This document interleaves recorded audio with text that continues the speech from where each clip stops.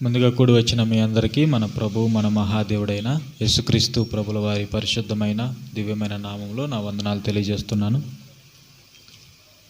Last week మనము సంసోను జీవితం గురించి 2 రోజులు మనము అనేక విలువైన పాఠాలు మనం నేర్చుకున్నాం. ఈరోజు కూడా మరొక న్యాయాధిపతి గురించి మనం నేర్చుకుందాం. ఈరోజు మనము నేర్చుకోబోయే న్యాయాధిపతి ఎవరంటే యెఫ్తా. న్యాయాధిపతుల గ్రంథం 11వ అధ్యాయంలో మనకి కనిపిస్తారు యెఫ్తా గారు. ఈ యెఫ్తా గారి జీవితంలో నేను ఒక 6 పాఠాలు నేర్చుకుంటూ ఉన్నాను. ఈ 6 పాఠాలు మనం ఒకరోజే నేర్చుకోలేం కాబట్టి ఈరోజు ఒక పాఠం మాత్రమే, కేవలము ఒకే ఒక అమూల్యమైనటువంటి పాఠాన్ని మనం నేర్చుకుందాం.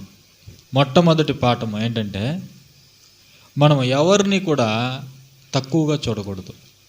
ఇది ఈరోజు మనము క్రైస్తవులుగా నేర్చుకోవాల్సినటువంటి పాఠము.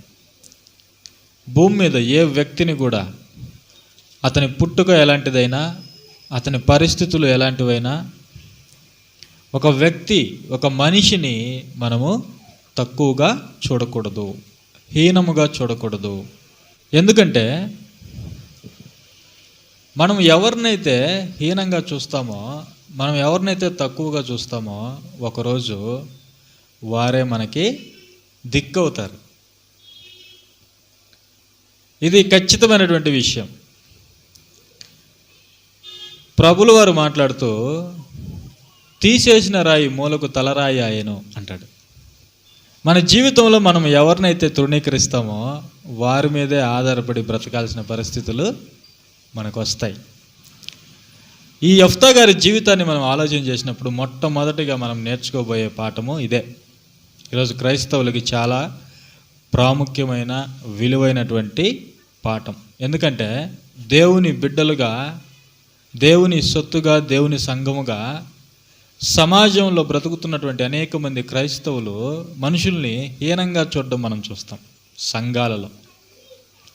సంఘాలకు వస్తున్న వాళ్ళని కూడా చిన్న చూపు చూస్తూ ఉంటారు, వాళ్ళని హీనంగా చూస్తూ ఉంటారు, ఎంతో తక్కువగా వాళ్ళని చూస్తూ ఉంటారు. ఇది దైవ లక్షణం కాదు. ఇది ఎవరి లక్షణం కాదు? దైవ లక్షణము కాదు. దేవుడు పక్షపాతి కలిగిన వాడు కాదు. మన దేవుడు, మన తండ్రి పక్షపాతి కలిగిన వాడు కాదు. ఆయన మనుషులందరినీ సమానంగా చూస్తున్నాడు. కాబట్టి మనం కూడా మనుషులందరినీ సమానంగా చూడాలి. సమాజంలో ఉన్న ప్రతి మనిషిని మనం సమానంగా చూడాలి, గౌరవించాలి. ఇక్కడ యెఫ్తా గారి జీవితాన్ని మనము చూడగలిగితే 11వ అధ్యాయం చూడండి. న్యాయాధిపతుల గ్రంథం 11వ అధ్యాయము 1 నుండి కొన్ని మాటలు మనం చదువుకుందాం. గిలాదు వాడైన యెఫ్తా పరాక్రమము గల బలాఢ్యుడు. అతడు వేశ్యకుమారుడు. గిలాదు యెఫ్తాను కనెను. యెఫ్తా గారి పరిచయాన్ని మనం చూస్తే, గిలాదు వాడు, ఆయన తండ్రి పేరు గిలాదు.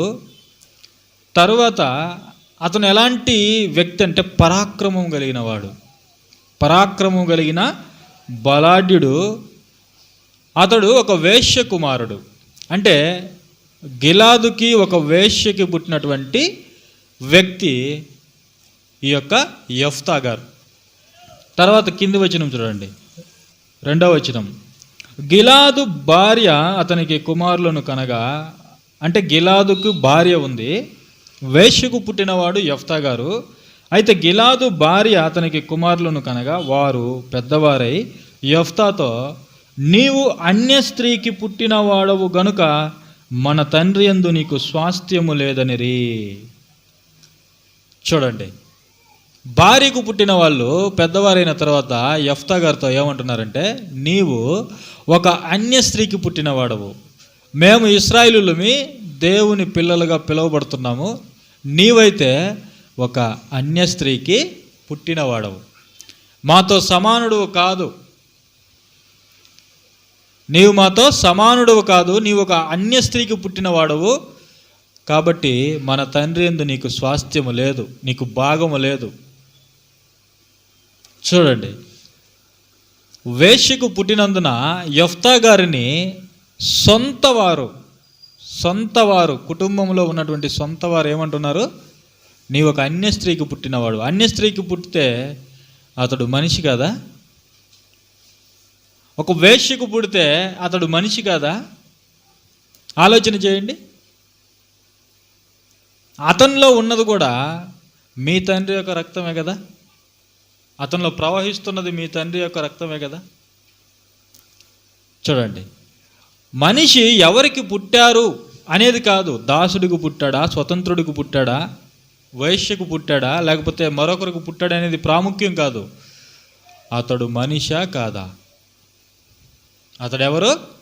మనిషా కాదా అని మనం ఆలోచన చేయాలి. ఒక మనిషిగా, సాటి మనిషిని మనము మనిషిగా చూడటం మనం నేర్చుకోవాలి. ఒక వేశ్యకు పుట్టాడని, ఒక అన్య స్త్రీకి పుట్టాడని పరాక్రమవంతుడైనటువంటి బలాఢ్యుడైనటువంటి యెఫ్తా గారిని ఎంత కేవలంగా మాట్లాడి కేవలంగా అవమానపరుస్తున్నారో ఒకసారి మీరు చూడండి. తర్వాత ఏం చేశారంటే వాళ్ళు పగబట్టారు యెఫ్తా గారి మీద పగబట్టారు. మా తండ్రి యొక్క ఆస్తిలోనికి భాగానికి వస్తాడు, స్వాస్థ్యంలోనికి భాగానికి వస్తాడు, ఒక వేశ్యకు పుట్టినవాడు అని అతన్ని అవమానపరిచి అతన్ని వెళ్ళగొట్టారు. దానికి ముందు ఈ ఇశ్రాయేలు అందరూ కూడా ఒక ప్రమాణం చేసుకున్నారు. అది 10వ అధ్యాయము 17-18 వచనాలు చూడండి. 10వ అధ్యాయము 17-18 వచనాలు మనం చూస్తే, అప్పుడు అమ్మోనీయులు కూడుకొని గిలాదులో దిగి ఉండిరి, ఇశ్రాయేలీలను కూడుకొని మిస్పాలో దిగి ఉండిరి. కాబట్టి జనులు అనగా గిలాదు పెద్దలు అమ్మోనీయులతో యుద్ధము చేయ బూనుకొని వాడెవడో వాడు గిలాదు నివాసులు అందరికీ ప్రధానుడగునని ఒకనితో ఒకడు చెప్పుకొనిరి. ఒకరితో ఒకడు ఏం చెప్పుకుంటున్నారు? అమ్మోనీయులు సిద్ధమైపోయారు ఇశ్రాయేలీల మీదకి యుద్ధానికి రావడానికి. ఇప్పుడు ఈ ఇశ్రాయేలీల్లో ఉన్న పెద్దలందరూ, గిలాదులో ఉన్న ఈ పెద్దలందరూ ఏమనుకుంటున్నారంటే, ఇదిగో మనకు సపోర్టుగా ఎవరైతే అమ్మోనీయులతో పోరాడి విజయాన్ని సాధిస్తాడో అతడే మనందరి మీద నాయకుడిగా ఉంటాడు, ప్రధానుడిగా ఉంటాడు అని ఒకడితో ఒకడు చెప్పుకుంటున్నారు, ఒకరితో ఒకడు ప్రమాణాలు చేసుకుంటున్నారు. ఆ తర్వాత యెఫ్తా గారి గురించి మనం చూసాము. యెఫ్తా గారు వెళ్ళిపోయారు. ఇప్పుడు 4వ వచనంలో ఏం జరుగుతుందో చూడండి. కొంతకాలమైన తర్వాత అమ్మోనీయులు ఇశ్రాయేలుతో యుద్ధము చేయగా, అమ్మోనీయులు ఇశ్రాయేలుతో యుద్ధము చేసినందున గిలాదు పెద్దలు టోబు దేశము నుండి యెఫ్తాను రప్పించుటకు పోయి, నీవు వచ్చి మాకు అధిపతివై ఉండుము, అప్పుడు మనము అమ్మోనీయులతో యుద్ధము చేయుదుమని యెఫ్తాతో చెప్పిరి. ఇక్కడ ఏం జరుగుతుంది? కొంతకాలమైన తర్వాత అమ్మోనీయులు ఇశ్రాయేలు మీదకి వచ్చారు యుద్ధానికి. అయితే ఈ అమ్మోనీయులను ఎదిరించడానికి వీళ్ళకి సామర్థ్యం లేదు. ఈ గిలాదులో ఉన్నవారికి, ఈ ఇశ్రాయేలీలకి అమ్మోనీయులతో యుద్ధం చేయడానికి బలం లేదు, సామర్థ్యం లేదు. ఒక్క మాటలో చెప్పాలంటే దేవుడి మీద విశ్వాసం లేదు వాళ్ళకి. శత్రువు మీద గెలవాలంటే నీకు కావాల్సింది బలం కాదు. ఎవరి సహాయం కావాలి నీకు? దేవుని సహాయం కావాలి. దేవుని సహాయం కావాలి. రఫదీములో అమాలేకీయులు యుద్ధానికి వస్తే ఇశ్రాయేలు ఎలా ఓడించారో తెలుసా వాళ్ళని? మోషే గారు తన 2 చేతుల్ని ఎత్తి పట్టుకుంటే చేతిలో కర్ర ఉంది. అలా ఎత్తి పట్టుకున్నంత వరకు వాళ్ళు గెలిచారు. ఎవరు? ఇశ్రాయేలీలు. మోషే గారి చేతులు బరువెక్కి దించుతుంటే ఇశ్రాయేలు ఓడిపోతున్నారు. అంటే దాని భావం ఏంటి? బలం ఎవరిలో ఉంది? దేవుడిలో ఉంది. యెహోషువలో లేదు, ఇశ్రాయేలీయుల సైన్యంలో లేదు. నువ్వు గెలిచావంటే బలం నీలో లేదు, నీ దేవుడిలో ఉందని మనం గ్రహించాలి. వీళ్ళకి విశ్వాసం లేదు, సామర్థ్యం కూడా లేదు. మనకి ఎప్పుడైతే విశ్వాసం ఉండదో మనకి సామర్థ్యము ఉన్నా వేస్ట్, పనికిరాదు. అది నీలో బలం ఉన్నా కూడా, శారీరక దృఢత్వాన్ని నువ్వు కలిగి ఉన్నా కూడా నీవు ఓడిపోతావు. కాబట్టి మనకి ఎవరు తోడు ఉండాలి? దేవుని తోడు ఉండాలి. దేవుని సపోర్ట్ మనకు ఉండాలి. దేవుని సహాయము, దేవుని సహకారం మనకి ఉండాలి. మన జీవితంలో ఒక పరిస్థితిని మనం గెలవాలంటే మనకు తోడుగా మన ఇమ్మానుయేల్ రావాలి మనతోటి. ఇమ్మానుయేల్ అంటే అర్థం ఏంటి? దేవుడు మనకు తోడని అర్థం. యేసు నీ వెనకాల ఉండాలి, యేసు నీతో ఉండాలి, అప్పుడే నువ్వు గెలుస్తావు. శత్రువు ఎలాంటి వాడైనా సరే గెలుపు నీదే అంటున్నాడు దేవుడు. ఇక్కడ వీళ్ళకి, గిలాదులో ఉన్న వీళ్ళకి అమ్మోనీలను చూసి వణికిపోతున్నారు, భయపడిపోతున్నారు. వాళ్ళని గెలిచే విశ్వాసం లేదు, సామర్థ్యం లేదు. ఇప్పుడు ఎవరు దిక్కయ్యారు చెప్పండి? ఇప్పుడు ఎవరు దిక్కయ్యారు? ఎవరినైతే ఒక వేశ్యకు పుట్టాడని, అన్య స్త్రీకి పుట్టాడని వెళ్ళగొట్టారో, తండ్రి స్వాస్థ్యంలో భాగం ఇవ్వకుండా, సమానంగా చూడకుండా, గౌరవించకుండా, ఒక మనిషిగా గుర్తించకుండా ఎవరినైతే వెళ్ళగొట్టారో అదే యెఫ్తా కాళ్ళ దగ్గరికి వచ్చారు. ఇది గుర్తుపెట్టుకోండి.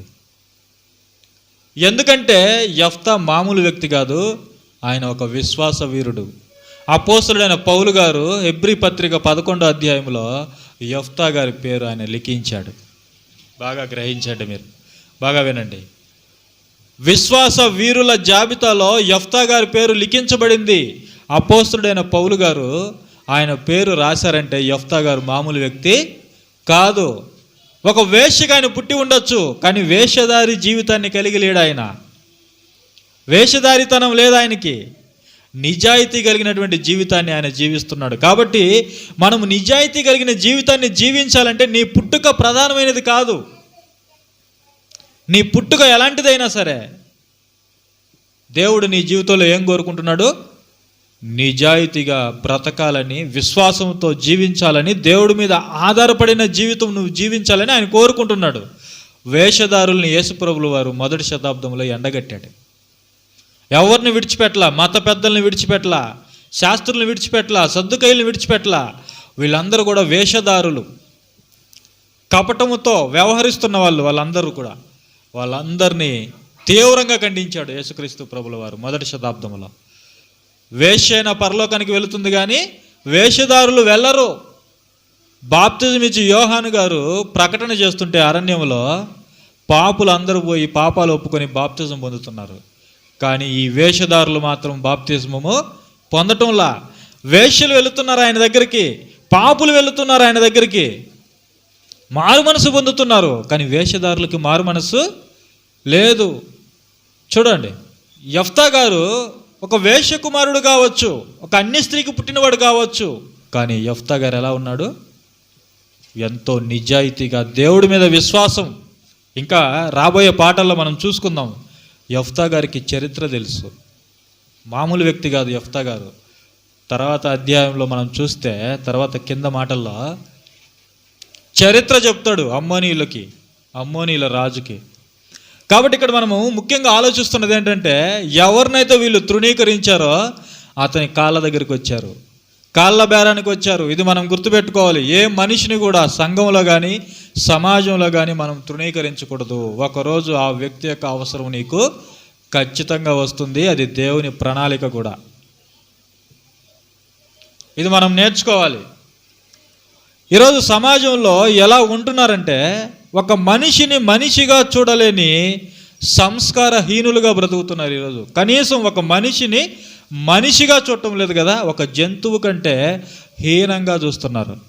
అవునా కదా? కులం పేరుతో, మతం పేరుతో, మనుషుల జీవితాలతో ఆటలాడుకుంటున్న వాళ్ళు, మనుషుల హృదయాలని నొప్పించే వాళ్ళు, మనుషుల్ని బాధ పెట్టేవాళ్ళు సమాజంలో ఈరోజు చాలామంది ఉంటున్నారు. చూడండి, మనిషికి కులం ఉందా? మనిషికి మతం ఉందా? తల్లి గర్భంలో నుంచి మనం బయటకు వచ్చినప్పుడు నీ ఒంటి మీద ఒక నూలు పోగు కూడా లేదు. యోబు గారు ఏమంటున్నారు తెలుసా? నేను నా తల్లి గర్భంలో నుండి దిగంబరిగా వచ్చాను, దిగంబరిగా వెళ్ళిపోతాను. అది మనిషి యొక్క స్థితి. నీ జీవితము పుట్టినది మొదలుకొని, తల్లి గర్భములో నువ్వు పడినది మొదలుకొని, సమాధిలో నువ్వు పెట్టబడేంత వరకు నీ జీవితము ఒకరు లేకుండా బ్రతకలేవు. నీవు గర్భంలో ఉండగానే నీకు దేవుని యొక్క సహాయం కావాలి. నువ్వు పెరిగి పెద్దవాడు అవుతున్నప్పుడు, నువ్వు పోషింపబడాలంటే నీ తల్లిదండ్రులు నిన్ను పోషించాలి. నువ్వు పెరిగి పెద్దవాడయ్యేంత వరకు, నీ కాళ్ళ మీద నువ్వు నిలబడేంత వరకు నీకు చదువు చెప్పించడానికి ఒకరు కావాలి. నీకు విద్యాబుద్ధులు నేర్పించడానికి ఒకరు కావాలి. నీ ఒంటి మీద ఉన్న సమస్తము నువ్వు చేసుకున్నవి కాదు, నువ్వు ధరిస్తున్న బట్టలు నీవి కాదు, నువ్వు వేసుకుంటున్నటువంటి ఆభరణాలు నీవు చేసుకున్నవి కాదు, నువ్వు వాడే ప్రతి వస్తువు నీది కాదు. నీకు ఎవరో తయారు చేసిస్తే నువ్వు దాన్ని వేసుకుంటున్నావు, నువ్వు వాటిని ధరించుకుంటున్నావు. నీకు ఎవరో జ్ఞానాన్ని నేర్పించకపోతే నువ్వు ఈరోజు జ్ఞానవంతుడివి కాదు. నీకు ఒకరు భాష నేర్పించకపోతే ఈరోజు నువ్వు అందమైన భాష మాట్లాడేవాడివి కాదు. అవునా కదా? ఆలోచన చేయండి ఒకసారి. నీ జీవితము మరొకరు లేకుండా సాగదు. దేవుడు డిజైన్ చేశాడు ఇది ఈ విధంగా. దేవుడు ఈ విధంగా డిజైన్ చేశాడు. ఎందుకో తెలుసా? సాటి మనిషికి విలువ ఇవ్వాలని, సాటి మనిషిని గౌరవించాలని. దేవుడు ఈ విధంగా ప్రణాళికను ఎందుకు కలిగి ఉన్నాడంటే, ఒక మనిషిని మరొక మనిషి ఎప్పుడూ కూడా తృణీకరించకూడదు. ఈరోజు కులం పేరుతో దూషిస్తున్న వాళ్ళు, మతం పేరుతో హింసిస్తున్న వాళ్ళు ఎంతమంది ఉన్నారో ఒకసారి మీరు ఆలోచన చేయండి. దేశంలో ఉన్న సాటి మనిషిని, సాటి భారతీయుని నువ్వు ప్రేమించలేకపోతున్నావంటే నువ్వు దేశభక్తుడివా? ఒక మనిషిని ప్రేమగా చూడలేకపోతున్నావంటే, కనీసం ఒక మనిషిగా చూడలేకపోతున్నావంటే నువ్వు దైవభక్తుడివా?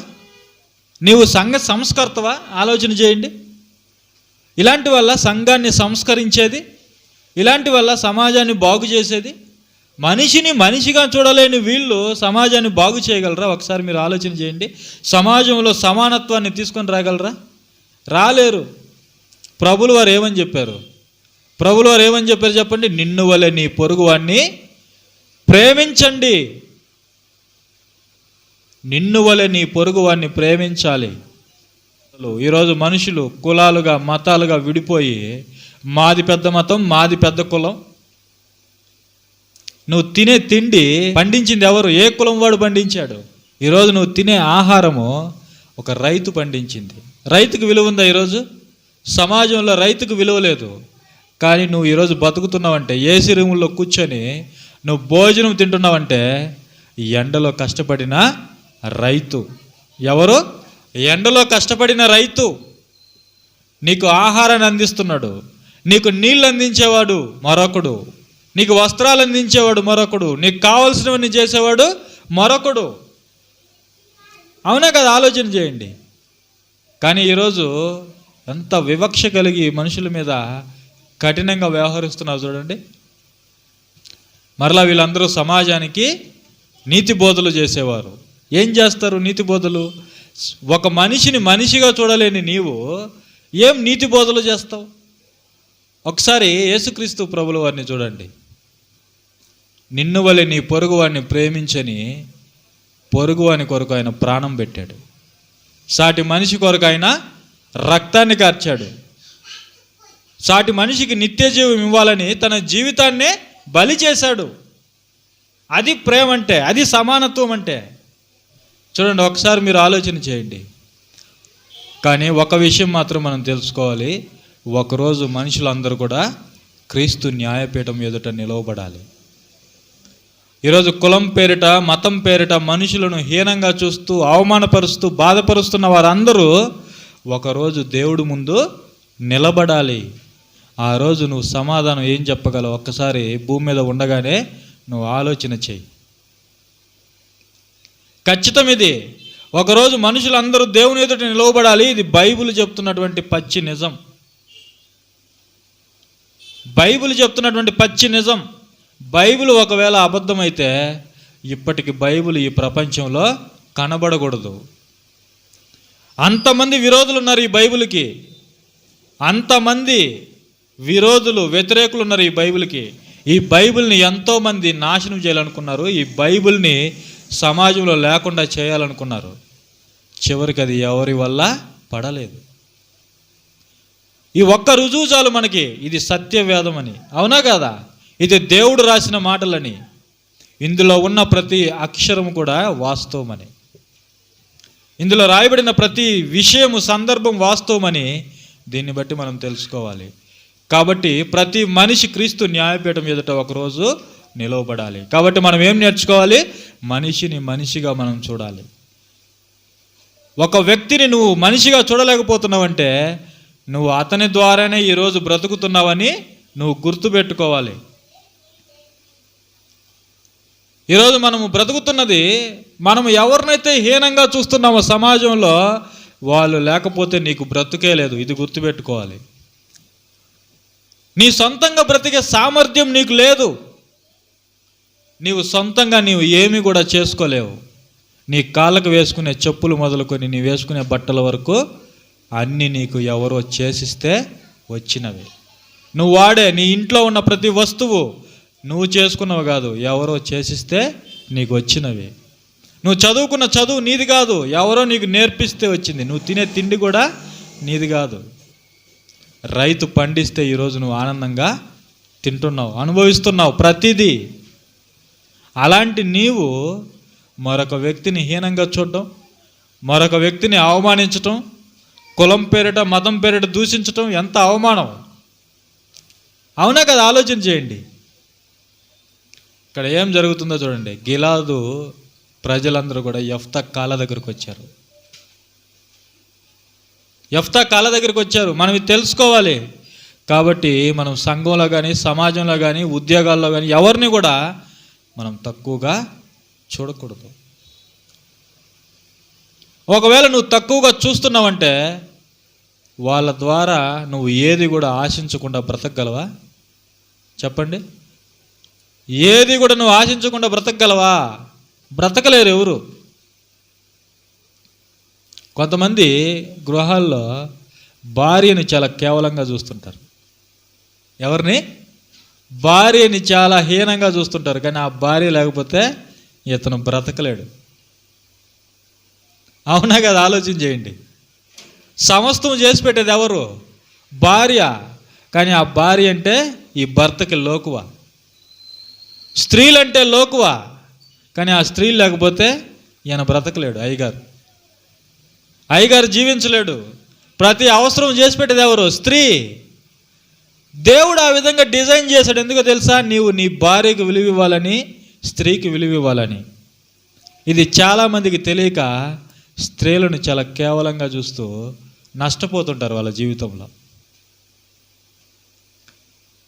అవునా కదా? ఆలోచన చేయండి. ఒక మాట చూసుకుందాం. మొదటి కొరింథీయులకు రాసిన పత్రిక 11వ అధ్యాయము 11వ వచనం చూడండి. 11 మొదటి కొరింథీయులకు రాసిన పత్రిక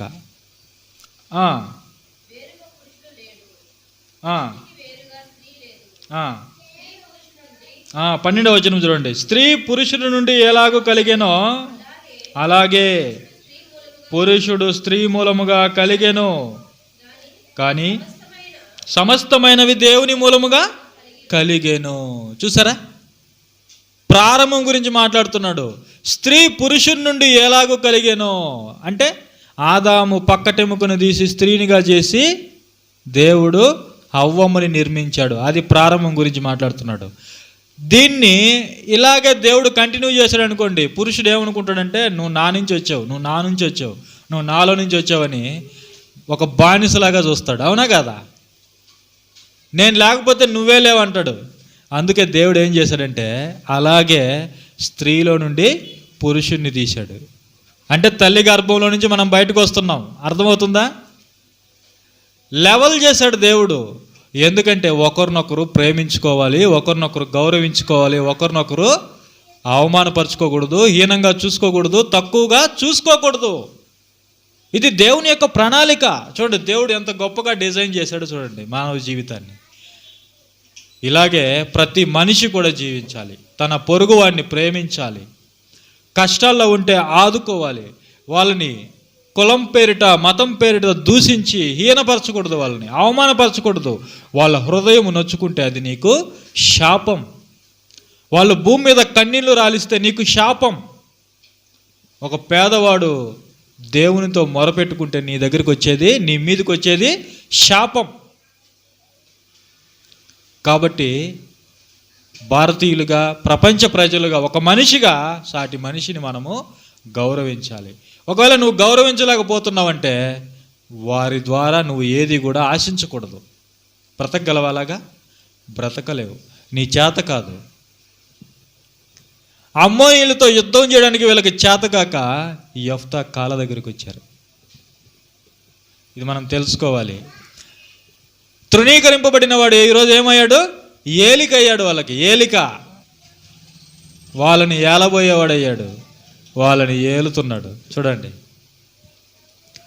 యోసేపు గారు తన జీవితంలో 2 కలలు కన్నాడు. యోసేపు గారు తన జీవితంలో 2 కలలు. ఒకటి ఏంటంటే, అన్నలతో చెప్తున్నాడు వచ్చి, ఇదిగో మనం చేనులో పనలు కడుతూ ఉంటే మీ పనులన్నీ వచ్చి నా పనకి నమస్కారం చేసాయి, సాగిలపడ్డాయి అనగానే అన్నలు సీరియస్ అయిపోయారు. అంటే నిశ్చయంగా నీవు మమ్మల్ని ఏలుతావా, మాకు అధికారిగా ఉంటావా అని తమ్ముడి మీద ఏం చేశారు? పగ పెట్టుకున్నారు, పగ పెంచుకున్నారు. ఈ పగ ఎంత తారాస్థాయికి చేరిపోయిందంటే తోడబుట్టిన వాడనే కనికరం లేకుండా చంపాలని ప్రణాళిక వేశారు అన్నలు. ఎంత ఘోరం కదా, ఆలోచన చేయండి. మరొక కలగన్నాడు యోసేపు గారు. ఏంటి ఆ కళ అంటే, సూర్యుడు చంద్రుడు 11 నక్షత్రాలు నాకు నమస్కారం చేశాయి. ఈసారి తండ్రి కూడా కోపడ్డాడు. మొదటి కళకి అన్నలు కోపడ్డారు, తర్వాత తండ్రి కూడా. అంటే నేను నీ తల్లి, నీ సహోదరులు అందరూ నీకు సాగిలు పడతారా, నీవు మమ్మల్ని ఏలుతావా అని. తర్వాత అన్నలు ఏం చేశారంటే ప్లాన్ వేశారు చంపడానికి. తర్వాత దేవుని కృపను బట్టి యోసేపుని దేవుడు కాపాడాడు. ఇస్మాయిల్కి అమ్మేశారు అన్నలు. చివరికి ఏమైంది చెప్పండి? చివరికి ఏమైంది? యోసేపు ఎక్కడికి వెళ్ళాడు? నమ్మకమైన యోసేపు ఐగుప్తు సింహాసనం మీదకి వెళ్ళాడు. దేవుడు ఎంతగా ఆశీర్వదించాడో తెలుసా? ఐగుప్తు రాజైనటువంటి ఫరోకే తండ్రిగా నియమించాడు యోసేపుని, ప్రభువుగా నియమించాడు. ఎంత గొప్ప ఆశ్చర్యం, ఒకసారి మీరు ఆలోచన చేయండి. ఐగుప్తు రాజుకే తండ్రిగా నియమించాడు యోసేపుని దేవుడు, ప్రభువుగా నియమించాడు. ఐగుప్తీయులందరికీ ప్రభువుగా నియమించాడు యోసేపుని. ఆలోచన చేయండి. ఇప్పుడు ప్రపంచంలో కరువు వచ్చింది, ఐగుప్తు దేశంలో కరువు వచ్చింది. తర్వాత మీరు చదువుకుంటే మీకు అర్థమైపోతుంది. కరువు వస్తే తినడానికి తిండి లేదు. యాకోబు గారికి ఆయన సహోదరులకి తినడానికి తిండి లేదు.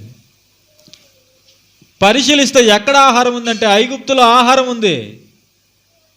దాన్ని అమ్ముతున్నది యోసేపు గారే. ప్రపంచ దేశాలకి, ప్రపంచంలో ఉన్న ప్రజలకి, ఐగుప్తులకి అధికారిగా ఉన్నాడు. చివరికి ఈ విషయాన్ని తెలుసుకొని అక్కడికి చేరారు. 42వ వచనం చూడండి, 42వ అధ్యాయం చూడండి. మాటలు చూసుకుందాం, కొన్ని మాటలు. ఆదికాండము 42వ అధ్యాయము మొదటి 2 వచనాలు చూడండి ఒకసారి. ఆదికాండం 42వ అధ్యాయము. ధాన్యం ఐగుప్తులో ఉన్నదని యాకోబు తెలుసుకున్నప్పుడు మీరేలా ఒకరి ముఖము ఒకరు చూసుకొనిచున్నారని తన కుమారులతో అనేను. చూడండి, ఏంట్రా మీరు ఒకరి ముఖాలకు చూసుకుంటున్నారు, మనకి తిండి లేదు, మనకి కరువులో ఉన్నాము, ఇలాగే కొనసాగితే చచ్చిపోతాం, మీరేంటి ఒకరి ముఖాలకు చూసుకుంటున్నారు, మీకు సామర్థ్యం లేదు.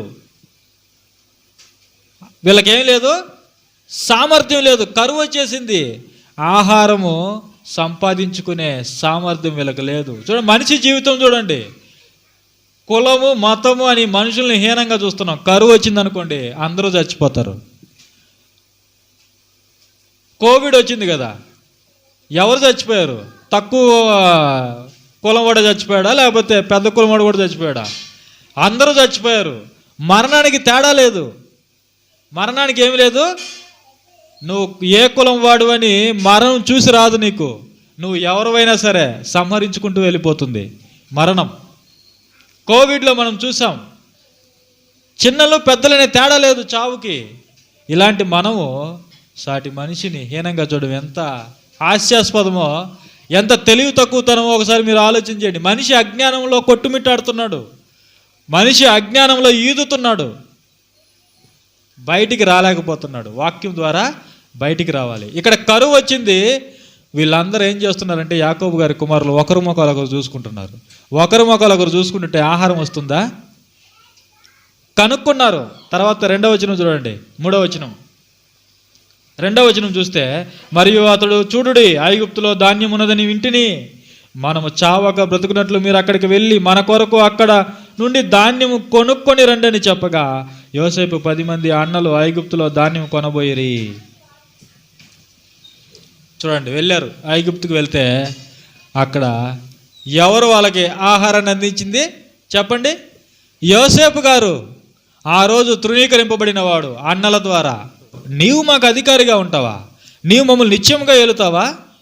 పగబట్టారు, చంపడానికి ప్రయత్నం చేశారు. దేవుని మహాకృపను బట్టి దేవుడు సింహాసనం మీద కూర్చోబెట్టాడు. ఇప్పుడు వీళ్ళు ఎవరి దగ్గరికి వచ్చారో తెలుసా? వాళ్ళు బ్రతకాలంటే యోసేపు గారే వాళ్ళకి దిక్కయ్యాడు. గమనించండి, ఈరోజు మనం బ్రతుకుతున్నది రైతు పండిస్తే తిని బ్రతుకుతున్నాం, కానీ రైతుకు వాల్యూ ఉందా ఈరోజు సమాజంలో? లేదు. రైతుల్ని పట్టించుకునే వాళ్ళు ఉన్నారా? లేరు. రైతుల్ని చాలా ఘోరంగా అవమానపరిచే వాళ్ళు ఉన్నారు. రైతులు ఆత్మహత్యలు చేసుకుంటుంటే చూసేవాళ్ళు ఉన్నారు, కానీ వాళ్ళ జీవితాలని పట్టించుకునే వాళ్ళు లేరు. చూడండి, మనం ఒకరి మీద ఆధారపడి బ్రతుకుతున్నామని మనం గుర్తుపెట్టుకోవాలి. ఈరోజు మనం బ్రతుకుతున్నామంటే ఒకరి మీద ఆధారపడి జీవిస్తున్నాము. కాబట్టి సాటి మనిషిని మనం ఎప్పుడు కూడా హీనంగా చూడకూడదు, తృణీకరించకూడదు. ఇక్కడ అన్నలు తృణీకరించారు, చివరికి యోసేపు గారి దగ్గరికి వచ్చారు. చూడండి, యోసేపు గారు గుర్తుపట్టారు. చివరికి మనం చదువుకుంటే మనకు అర్థమైపోతుంది. కాబట్టి ప్రియులరా, మనం ఎవరిని కూడా తృణీకరించకూడదు, మనం ఎవరిని కూడా తక్కువగా చూడకూడదు. మరొక మాట చూసుకుందాం. అపోస్తుల కార్యాలు 7వ అధ్యాయము 35వ వచనం చూడండి. అపోస్తుల కార్యాలు 7వ అధ్యాయం 35వ వచనం. స్టెఫన్ గారి ప్రసంగం ఇది. స్టెఫన్ గారి సుదీర్ఘ ప్రసంగంలో చరిత్ర చెప్పుకుంటూ వస్తున్నాడు. అధికారిగాను తీర్పరిగాను నిన్ను నియమించిన వాడెవడని వారు నిరాకరించిన ఈ మోషేను అతనికి పొదలో కనబడిన దేవదూత ద్వారా దేవుడు అధికారినిగాను విమోచకునిగాను నియమించి పంపెను. ఇశ్రాయేలీయులు ఎవరిని తృణీకరించారట? మోషేని అధికారినిగాను తీర్పరిగాను ఉండటానికి తృణీకరిస్తే దేవుడు ఏం చేశాడు తెలుసా? అదే మోషేని ఐగుప్తులో ఉన్న దాసత్వంలో ఉన్న వాళ్ళని బయటికి విడిపించడానికి మోషేని అధికారిగా దేవుడు నియమించి పంపించాడు, నాయకుడిగా నియమించి పంపించాడు. చూడండి, ఇద్దరు, ఒక ఐగుప్తీయుడు ఒక ఇశ్రాయేలీయుడు పోట్లాడుతుంటే మోషే 40 ఏండ్లప్పుడు చూసి తన సహోదరుడైన ఇశ్రాయేలుకి సహాయం చేస్తూ ఐగుప్తిని చంపి ఇసుకలో పాతిపెట్టాడు. మరుసటి రోజు ఇద్దరు ఇశ్రాయేలీయులు కొట్లాడుతుంటే, ఏంటి మీరు సహోదరులు కొట్లాడుతున్నారంటే, అన్యాయం చేసిన వాడు ఏమంటున్నాడో తెలుసా? మరొక వ్యక్తికి అన్యాయం చేసినటువంటి వ్యక్తి ఏమంటున్నాడంటే, నిన్ను మా మీద ఎవరు అధికారిగా తీర్పరిగా నియమించింది? నిన్న ఐగుప్తిని చంపినట్టు నన్ను కూడా చంపుతావా అన్నాడు. అంటే ఇది అందరికీ తెలిసిపోయిందని మోషే గారు పారిపోయారు మిద్యాను దేశానికి. అక్కడ వివాహం చేసుకొని 2 బిడ్డలు కానీ సంసారంలో ఆయన మునిగిపోయాడు. అయితే తర్వాత కాలంలో మనం చూస్తే మరో 40 సంవత్సరాల తర్వాత అదే మోషేని వాళ్ళకి నాయకుడిగా దేవుడు నియమించాడు. అప్పుడు మోషే గారు ప్రయత్నం చేశారు 40 సంవత్సరాలకు ముందు, నేనే మీ నాయకుడిని అని. కానీ వాళ్ళు గ్రహించాల అప్పుడు. కానీ అదే 40 ఏళ్ళ తర్వాత 40 ఏళ్ళ తర్వాత అదే మోషేని వాళ్ళకి అధికారిగా తీర్పరిగా నియమించి పంపించాడు. దీనివల్ల మనం ఏం నేర్చుకోవాలి? ఒక మనిషిని మనం ఎప్పుడు కూడా తిరస్కరించకూడదు, తక్కువగా చూడకూడదు, తృణీకరించకూడదు. ఒకవేళ నువ్వు తృణీకరిస్తే అతని దగ్గరికే నువ్వు వెళ్ళాలి ఒకరోజు. కుటుంబంలో భార్యను నువ్వు తక్కువగా చూడకూడదు. ఆ భార్య లేకపోతే నీకు పనులు జరగవు. ఆ భార్య లేకపోతే నువ్వు జీవించలేవు. కొంతమంది భర్తల్ని హీనంగా చూస్తుంటారు, అవునా కదా? చూస్తారు, భర్తల్ని కూడా హీనంగా చూస్తారు. కానీ భర్త లేకపోతే ఈమెకి జీవితమే లేదు. వినండి, భర్త లేకపోతే ఆమెకు జీవితం లేదు, సమాజంలో గౌరవం లేదు, ఏమీ లేదు. కానీ భర్తను మాత్రం ఎలా చూస్తారు? కొంతమంది చాలా హీనంగా చూస్తారు. అలా చూడకూడదు. పిల్లలు తల్లిదండ్రుల్ని చాలా హేళనగా చూస్తారు. మీకేం తెలీదు మమ్మీ డాడీ అంటుంటారు. కానీ వాళ్ళు లేకపోతే వీళ్ళు 25 ఏళ్ళ వరకు బతకలేరు, అవునా కదా? ఆలోచన చేయండి, ఇవన్నీ వాస్తవాలా కదా? మనం ఎవరు తక్కువగా చూడకూడదు, చూడడానికి వీలు లేదు. దేవుడు అలా డిజైన్ చేయలేదు. ఒకరినొకరు గౌరవించుకోవాలి, ఒకరినొకరు ప్రేమించుకోవాలి, ఒకరినొకరు సహాయ సహకారాలతో కలిసిమెలిసి ఉండాలి. ఒకే దేశంలో ఉన్నవారైనా ప్రపంచంలో ఉన్నవారైనా మనం అందరం మనుషులమే. సమానంగా ఒకరినొకరు మనము ప్రేమించుకోవాలి. చివరిగా యేసు ప్రభు గురించి మనము చూసుకొని ముగించుకుందాం. అదే అపోస్తల కార్యాలు 5వ అధ్యాయం చూడండి. 5వ అధ్యాయము 30వ వచనం చూడండి. మీరు మ్రానున వ్రేలాడవేసి సంహరించిన యేసును మన పితరుల దేవుడు అనగా తండ్రి లేపెను. ఇశ్రాయేలునకు మారు మనస్సును పాప క్షమాపణను దయచేయుటకై దేవుడు ఆయనను అధిపతినిగాను రక్షకునిగాను తన దక్షిణ హస్త బలముతో హెచ్చించి ఉన్నాడు.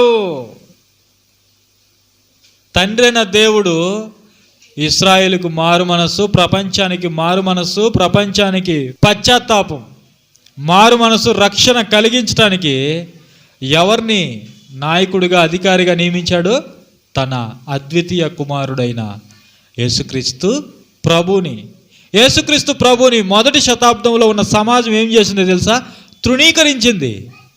ఆయన ద్వారా మేలు అనుభవించింది, కానీ చివరికి ఆయన్ని తృణీకరించింది.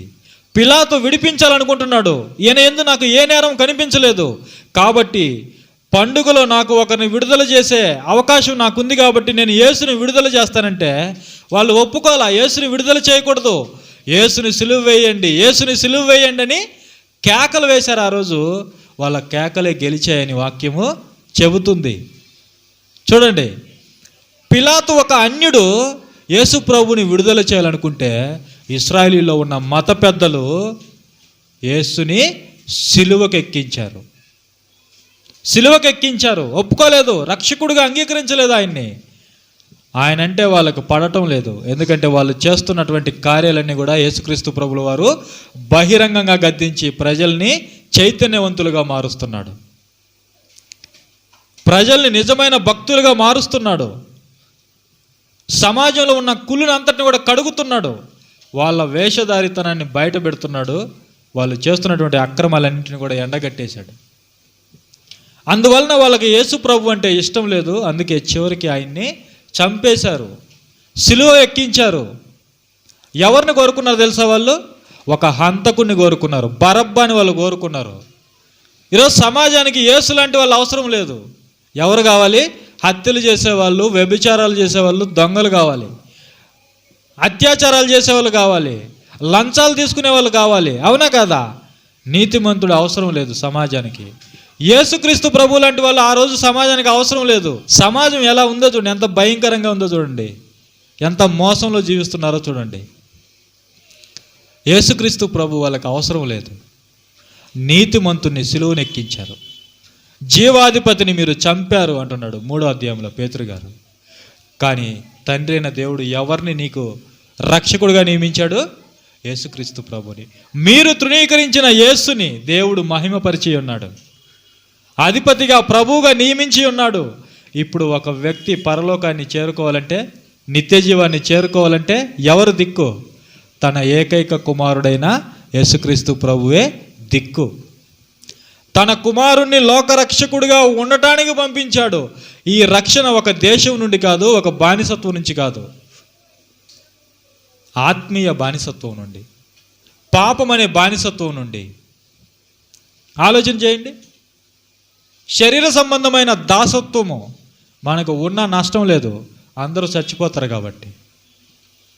కానీ నిత్య జీవం అనేది ఒకటి ఉంది, పునరుద్ధానం అనేది ఒకటి ఉంది. మనకు పునరుద్ధానం ఉంది. యేసుక్రీస్తు ప్రభువు వారు ఏమన్నారు? నేనే పునరుద్ధానమును జీవమును, నేనే పునరుద్ధానం. ఆయన రాకతో మనమందరం కూడా మరలా పునరుద్ధానులుగా లేపబడతాం. అప్పుడు మరొక జీవితం ఉంది, నిత్యమైన జీవితం ఉంది, నిత్య జీవం ఉంది, పరలోక వైభవం ఉంది. అందులోనికి నువ్వు ప్రవేశించాలంటే యేసు ఒక్కడే మార్గం. అందుకే ప్రభులు వారు ఏమన్నారు?